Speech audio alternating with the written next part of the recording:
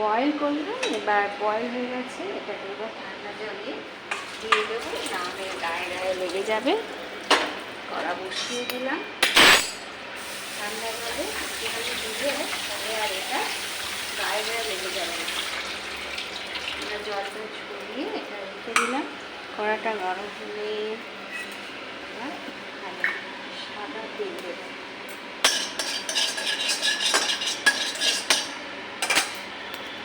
এবার 2 চামচ সাদা তেল দিচ্ছি। সাদা তেল দেওয়ার পরে তেলটা গরম হোক, তারপরে আমি এখানে কপি, পেঁয়াজ কুলি, গাজর কেটে রেখেছি কুচি কুচি করে, আর কড়াইশুঁটি। এবার এটা তেলের মধ্যে দেবো।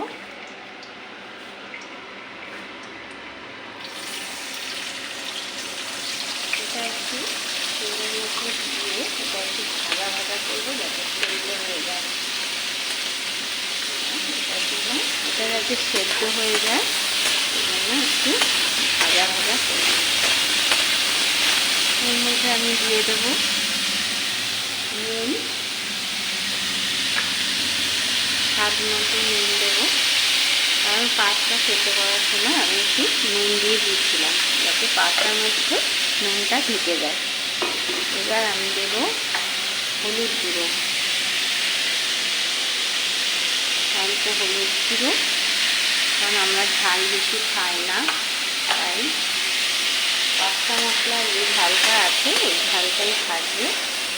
এবার এটা ভাজা ভাজা হবে, একটু ভাজা হতে সময় লাগবে, ভাজা হতে সময় লাগবে। ভাজা হলে তারপরে এর মধ্যে আমি পাস্তা মশলা দেবো। আমি এর মধ্যে পেঁয়াজ রসুন কিছুই দিলাম না, হালকাই করছি, সন্ধ্যাবেলা টিফিন তাই হালকা করে করছি, মশলা ছাড়া শুধু পাস্তা মশলা দিয়ে দেবো। এটা ভাজা হয়ে গেলে মশলা দেবো।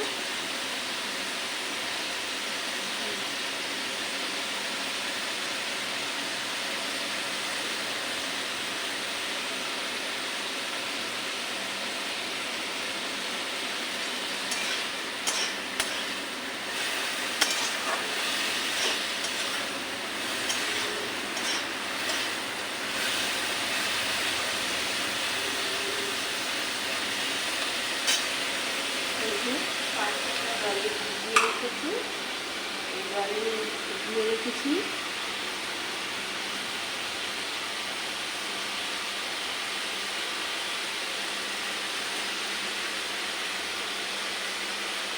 পাস্তাটা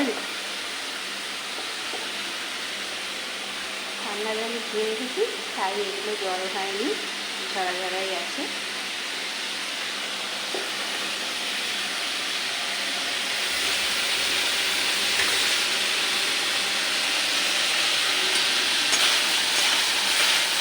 সেখানে একটু ভাজা ভাজা হতে একটু হবে না,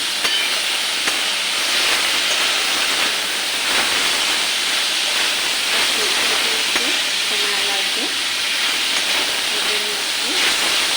সময় ধরে ভাজতে হবে। তাড়াহুড়ো করলে এটা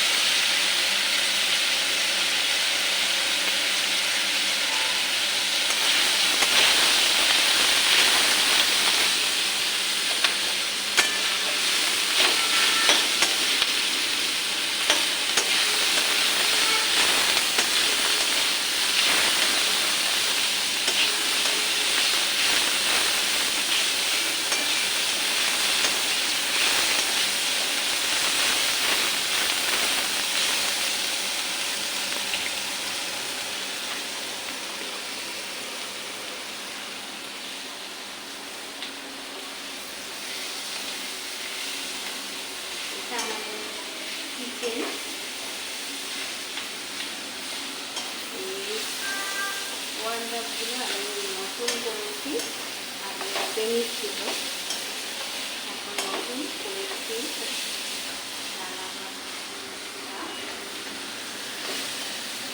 কেমন হয়েছে বলবো।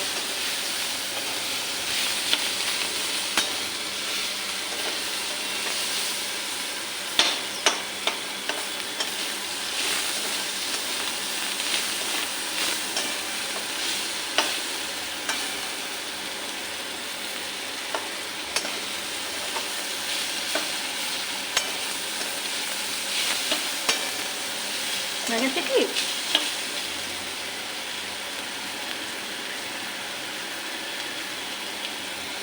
এর মধ্যে এবার দেব একটু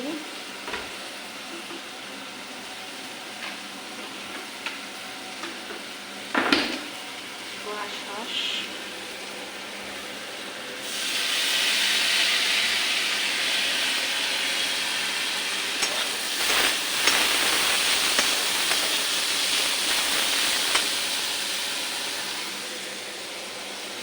টমেটো কেচাপ,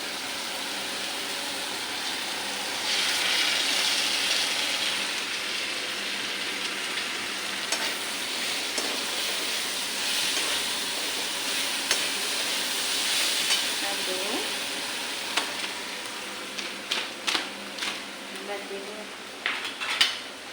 মশলা।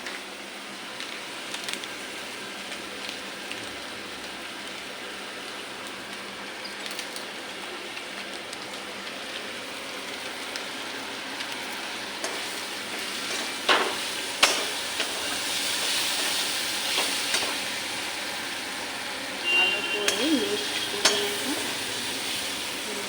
তারপরে পাস্তাটা দিয়ে দেবো।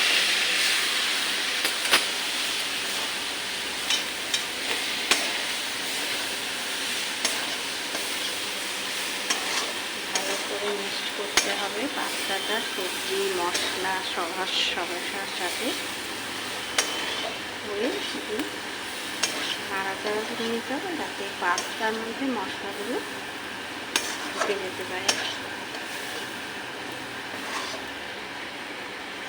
আর গ্যাসের ওভেনটা একটু বাড়িয়ে দিই যাতে একটু ভাজা ভাজা হয়।